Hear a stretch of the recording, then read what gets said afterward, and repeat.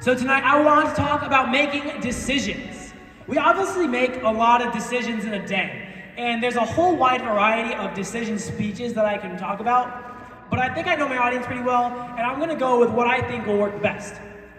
When I was younger, say like 14 or 15, I assumed that there was only one type of choice. The choice to do something or not do something. The choice between this or that. For example, the choice of eating breakfast or not, from there, what to eat for breakfast. Waffles is the right answer, by the way. But those are obvious choices. They're over physical things. So when younger me was faced with a choice over something I deemed scary or uncomfortable, I figured there were two choices. Do whatever that thing was that made me feel uncomfortable, or don't do that thing, stay home and feel good. And I often made the easy choice, to stay home. And looking back, I regret making that choice. I missed out on a lot, and there's a lot of choices I wish I could remake. But there's nothing we can do to change the past. We can only improve the future. And when we make choices in the future, we can keep in mind the second type of choices we have. A choice I didn't realize I had until recently. And it's a skill I'm working on perfecting. But we have the choice to change our opinions on outcomes. Given that original choice, to either do something and feel uncomfortable or stay home and feel good, you don't have to accept those outcomes. You can still step outside your comfort zone and have the mindset that you're gonna feel good. And this might sound a little depressing, but to be honest, I often made that choice to stay home, and I didn't feel as good as I would have liked to, because I felt guilty. Guilty that I couldn't make those hard choices. Before I finish up, I want to reiterate something I said in last week's speech. We have the choice to let something bother us.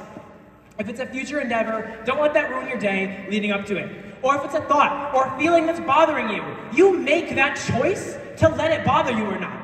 For example, I was watching an awesome TV show the other night, and one of the characters reminded me of something that happened in my life a long time ago, and it started to bother me a little bit.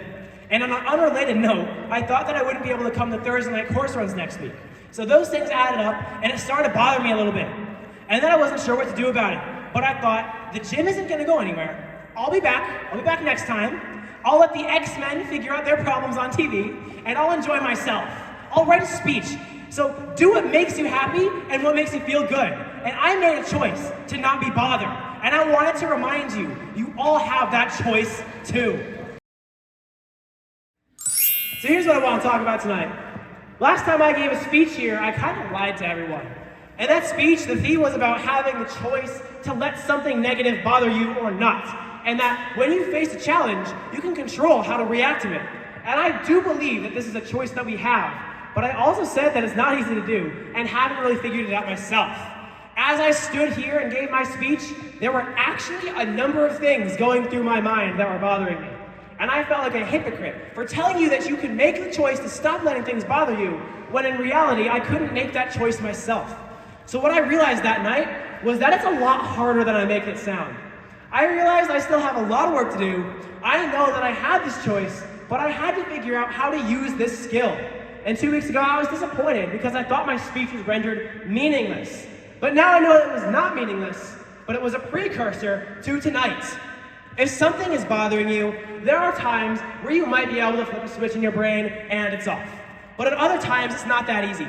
If you're in that situation where it's not easy, guess what? You still have a choice. A choice to keep it bottled inside, or a choice to talk things out. I know it's never what I want to hear, it's never what anyone wants to hear, but it's true. And I can personally say, when you talk things out, it gets better. Now I want to change gears for a moment to talk about something a little bit different, something else that I learned in the past 2 weeks. One of the things that was bothering me about my speech was that I just didn't go according to plan. So I had a lot of time to think about that phrase, according to plan. And I'm gonna make a ninja metaphor. When we get ready to do our Thursday night course runs, or any course, we game plan.